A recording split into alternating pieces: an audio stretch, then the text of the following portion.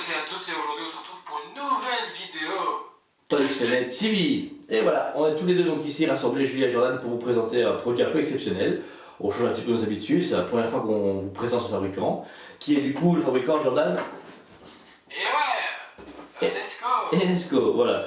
Un fabricant du coup qui a fait une statue ici Scooby-Doo, directement utilisé les designs de Jim Shore, on va dire c'est vraiment de l'original. Ces produits en fait habituellement font beaucoup du Disney Tradition, Disney tout court, beaucoup de statues collector vendus dans certains pays, dont le nôtre. Oui, et là ils ont décidé de se lancer donc, sur une gamme Scooby-Doo, parce qu'il y en a plusieurs en prévu chez eux. Ouais, voilà, nous on a reçu là, ici la première, qui donc reprend toute la compagnie, tous les amis, etc. Ici la statue s'appelle donc Frightful Friends, donc des amis terrifiants. Et voilà, et donc on va vous le montrer en détail de toute façon de suite. Donc on se retrouve ici pour une description du produit.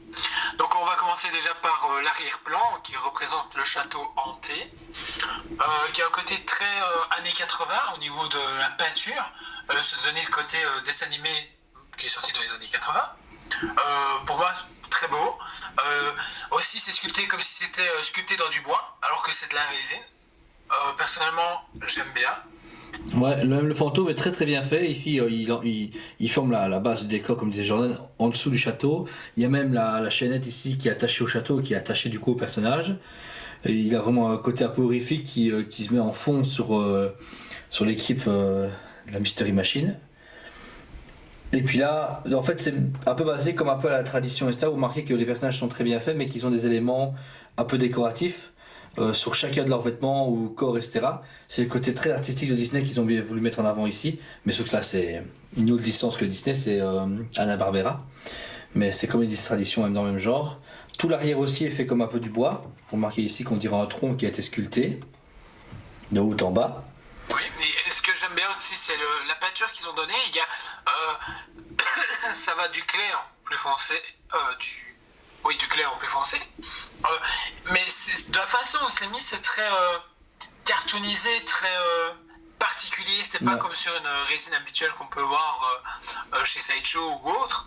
Non, là c'est vraiment, il y a un côté artistique chez Enesco que j'aime vraiment bien dans leur résine ici, qui soit chez Disney, soit ici pour Scooby-Doo. Franchement. Et vous pouvez voir, les détails des personnages sont terribles. Je veux dire, enfin, c'est cartoonisé, du coup c'est basique, mais je veux dire que ce soit Vera ou Scooby ou Sammy, etc., ils sont très très bien faits, début à la fin. Il y a vraiment un très beau travail de sculpture. Et il y a beaucoup de détails. Et puis les expressions aussi, des visages qui représentent bien chacun des personnages, je trouve. Franchement, très belle pièce. Voilà, on espère ici que donc, cette review complète de la statue Scooby-Doo vous a plu. Vous pouvez remarquer vraiment que c'est une statue très très belle, d'une finition un peu originale. C'est pas habituellement ce qu'on présente en résine avec une finition réaliste. Là on est sur une version cartoon, avec un peu boisé, mélange de résine avec des petites touches spéciales à la Enesco. Mais voilà, vous pouvez remarquer ici qu'ils ont très bien présenté l'équipe complète de Scooby-Doo. Franchement, sublime. Moi je suis très content. Et toi Jordan, t'en penses quoi? Franchement, super, sublime. Ça change un peu de Disney, parce que Disney c'est bien, mais il y a un moment donné, il n'y a pas une overdose. Ouais. Ils ont décidé de se lancer Scooby-Doo. Et ça tombe bien parce que personne ne propose de produit. Rien. À part les photos. Il y a de la demande, c'est ça le pire. En plus, le prix, le budget de cette statue ici n'est pas exorbitant. Un petit 150 €.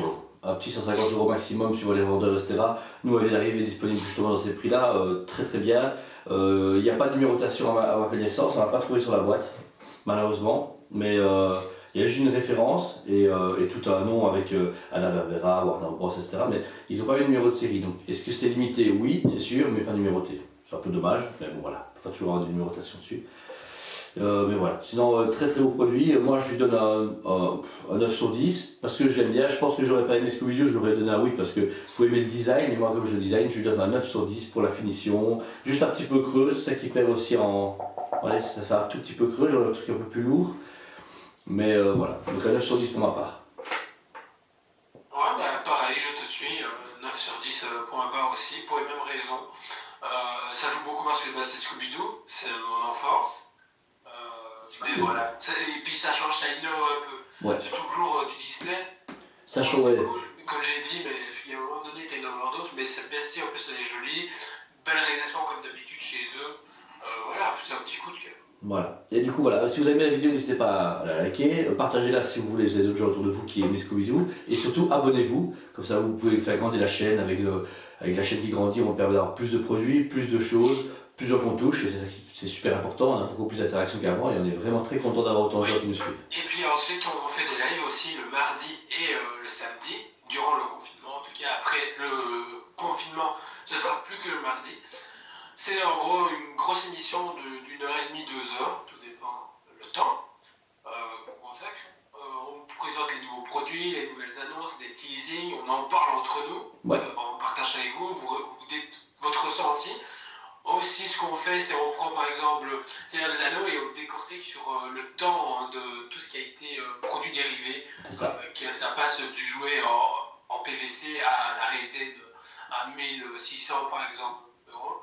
Voilà, on décortique tout correctement. C'est une petite émission du coup qui est disponible sur la page Facebook de Semaine Liège. Vous verrez dans la description, il y a notre mail et notre contact Facebook pour au cas où vous êtes intéressé par un produit de chez nous ou même pour le live. Faut pas hésiter, voilà. Et sur ces belles paroles, on vous dit un grand merci et on vous dit à la prochaine. À la prochaine.